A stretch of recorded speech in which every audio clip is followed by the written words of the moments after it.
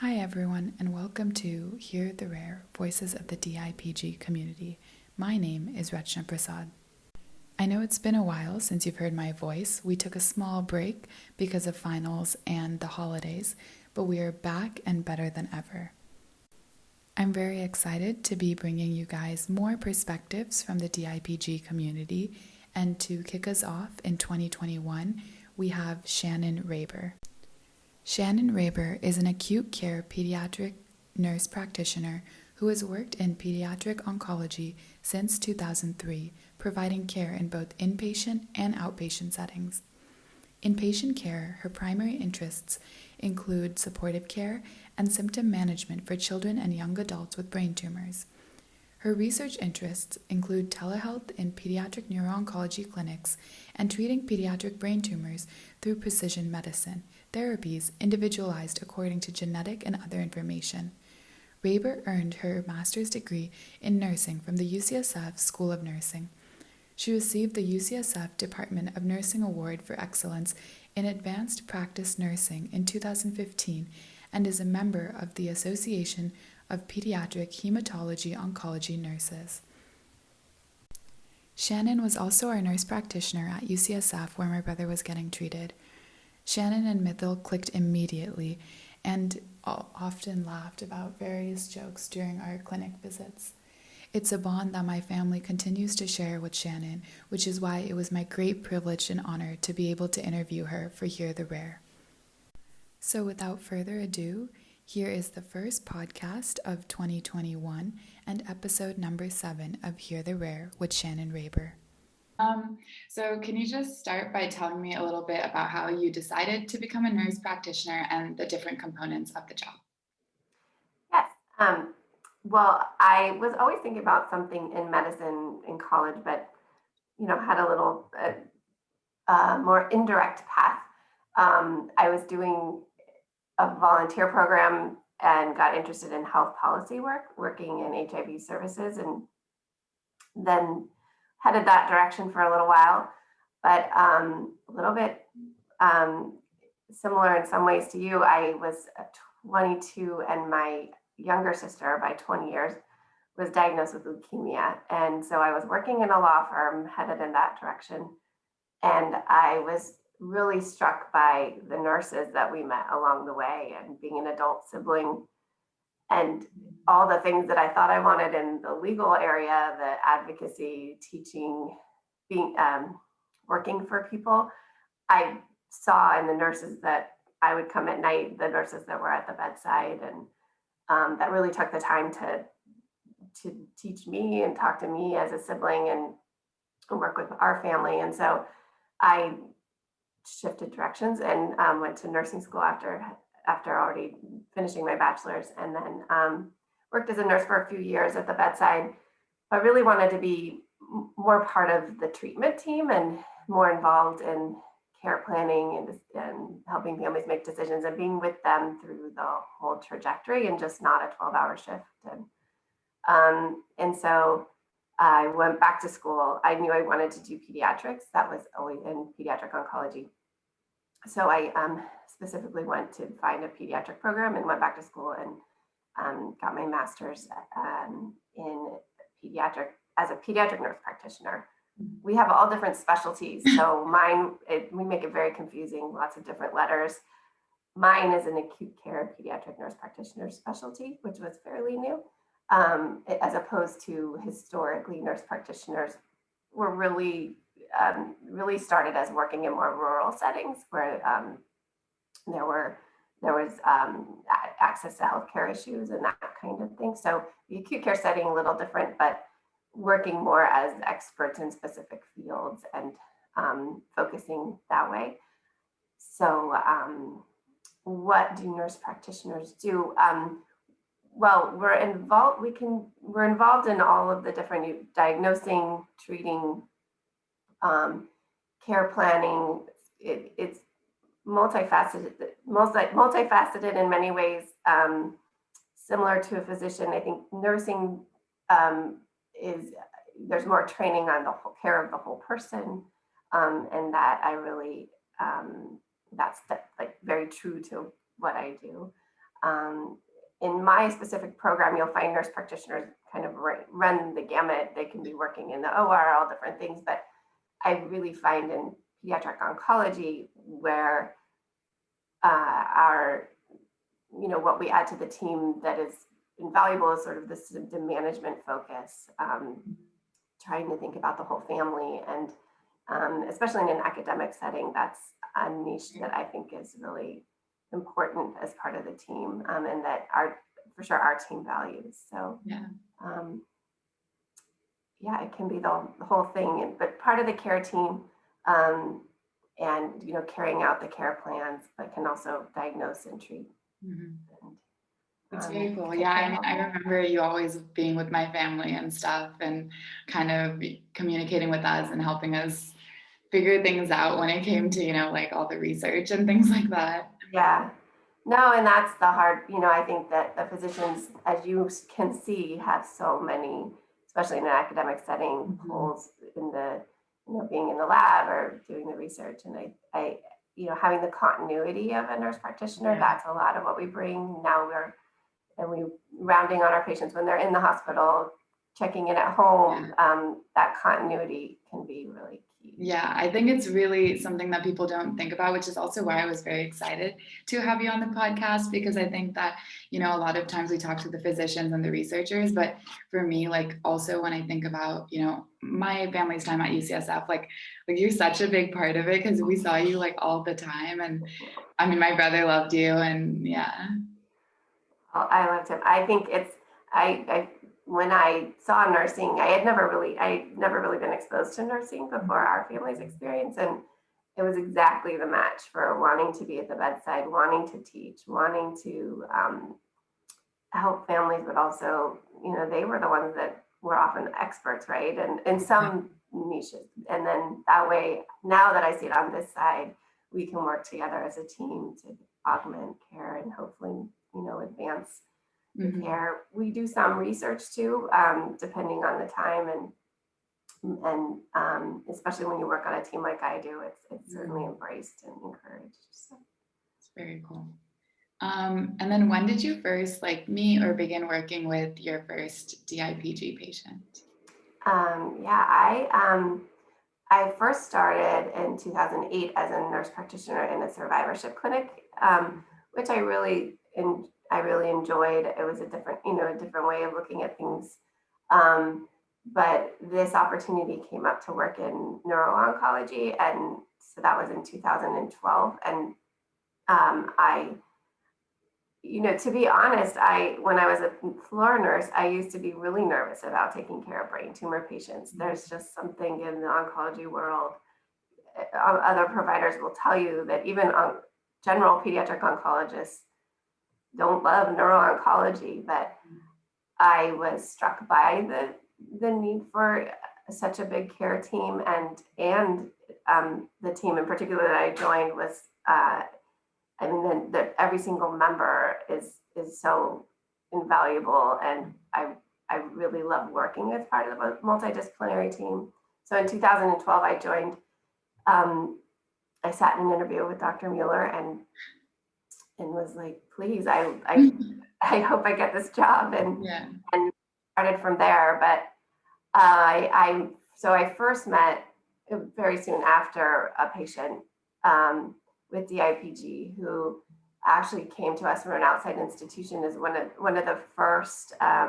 We had the biopsy study open. I think Dr. Gupta talked about some of those first early studies where it wasn't standard of care, and I was just so struck by the devastation, the sadness, but the hope and the bravery, and how when you meet people with this diagnosis, all of that is going on. It's unlike anything else, but they were just so brave to come to strangers and be willing to take part in something that was new and scary, but hoping to advance progress. And right then it was just, first of all, overwhelming with how much needed to be done, and we still need to do, both in the clinical care, but also in advancing the science, and seeing them through their journey. It just, I will never forget them. And you never forget your first patients like that. Yeah. I guess this kind of connects with that. Is that what is like maybe something that stuck with you through these interactions with patients and families, whether it's DIPG or, any other patient that you've had? Something that stuck with me. Just how, just like their tumors, how individual family and unique every family and every child is, and trying to learn that quickly in a stressful situation, right? And know, not you, of course, people can ask for help, but know where you can offer your expertise and offer help, or I say sometimes open the doors, especially the doors that nobody wants to open, and anticipate maybe what they'll need and when is the right time, and all of those things. So just some families are ready from day one to talk about the hard conversations. Some families will say later, I need hope. I need positivity from day. So, and all of that can be present always, but it's just learning what makes each family get up in the morning and keep going, and each kid, and how to reach them where they are. And I think I'm still learning and crashing and burning sometimes, but I hope it always comes through that it's that, no matter what happens, I want people to not be scared and to feel cared for, and to do the best we can along the way. I think that definitely shows through. Like my parents still talk about like the care that we got at UCSF, even though it's been like a few years now. So, well, your family is so special, and that's a whole other podcast. But I think that's the gift we get, right? I learn so much from if I stop learning and stop taking things away. But I mean, watching your family, watching your parents as a couple, watching your brother and you too, I feel such a privilege in that way. I mean, I hate that I met you, but you carry that with you, right? Yeah, definitely. And then can you maybe share also a challenge of your job, and like also how you get through those challenges or those harder days? I was talking to my colleague, my NP colleague, about the questions you asked, and it's funny. She's like me. I was laughing with her, saying, "You mean like last night?" Or, but there's. But then I was thinking about the word challenge, because I think we laugh sometimes. We don't laugh, but we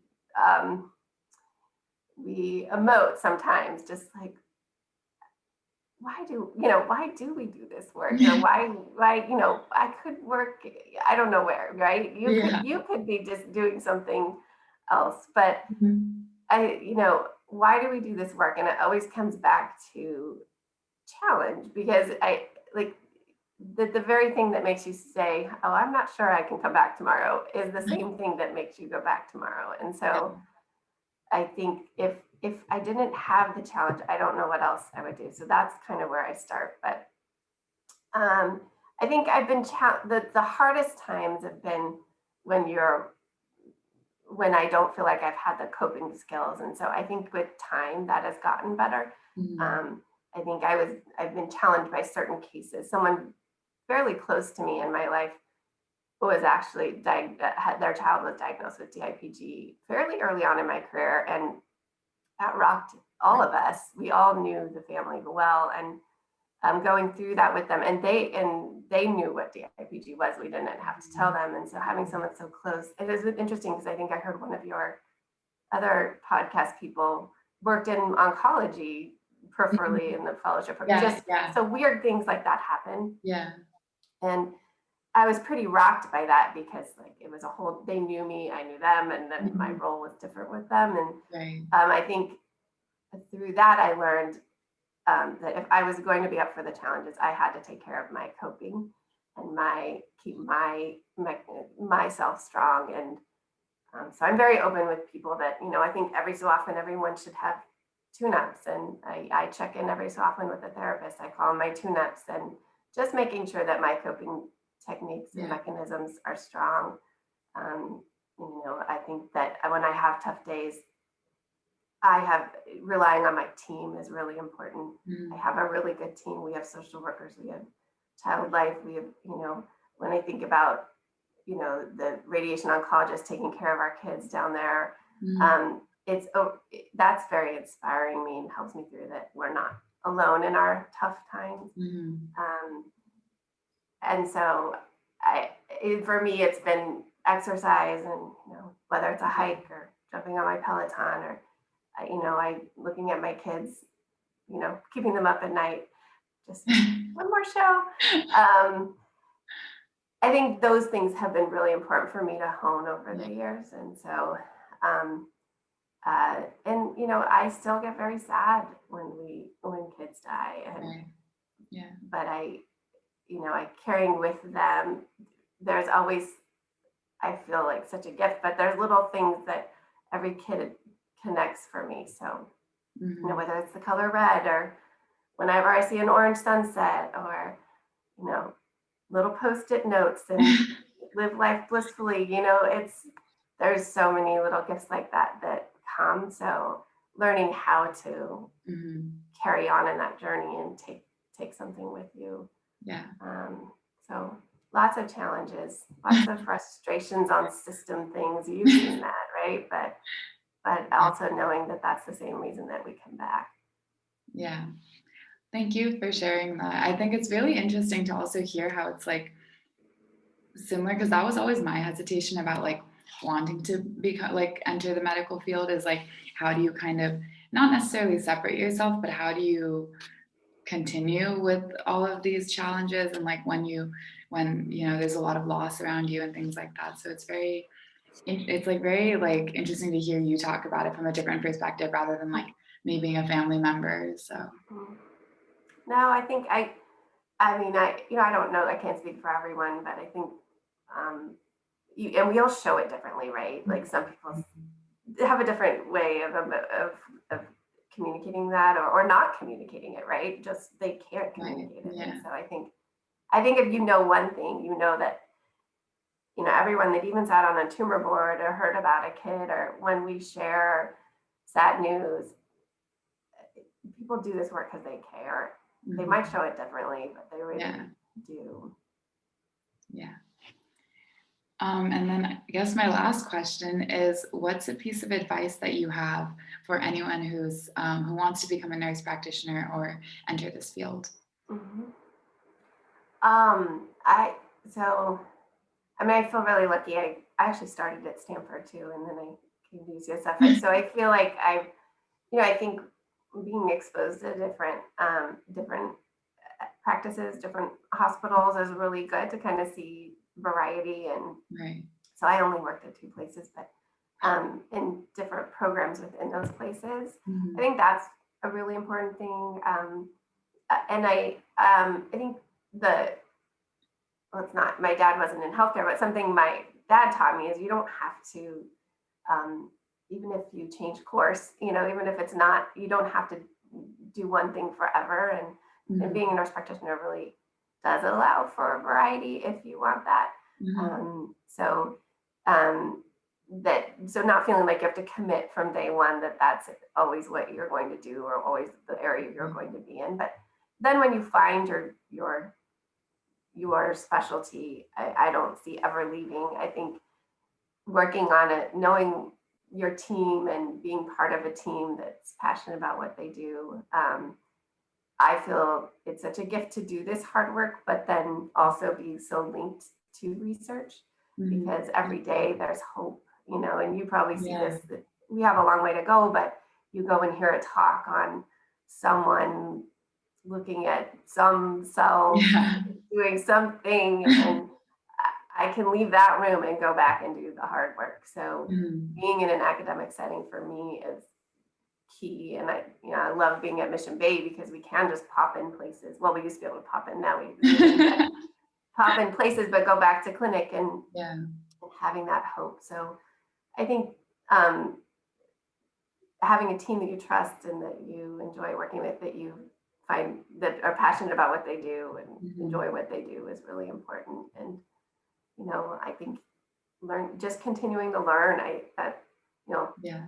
8 years ago, we weren't even doing biopsies regularly. Yeah. Now we are, and just being and open to all of that these Mhm. new drugs, the new mechanisms, CED, all these Yeah. different things that, I never used to like to go into the OR, then we were going in the OR. And so just being open to change, and Mhm.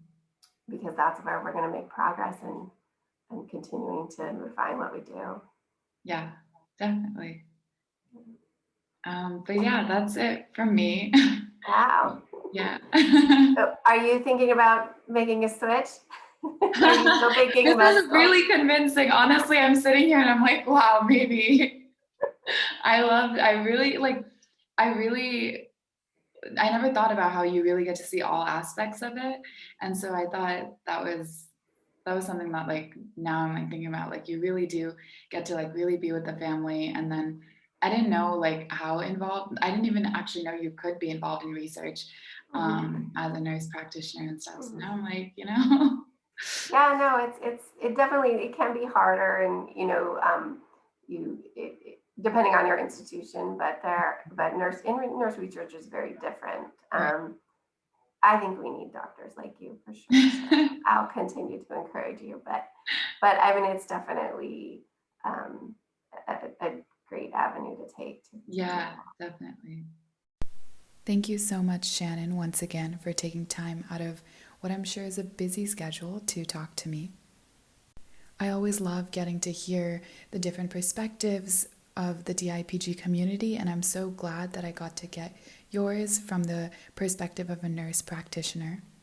And that brings us to the end of episode 7. As always, please like and subscribe. We have a Facebook page, an Instagram page, and a YouTube channel as well. We are also found on various podcast websites for the audio version of this interview. If you or someone you know would like to be a guest on Hear the Rare, please reach out on our website, heartherare.com, or by emailing us at heartherare@gmail.com.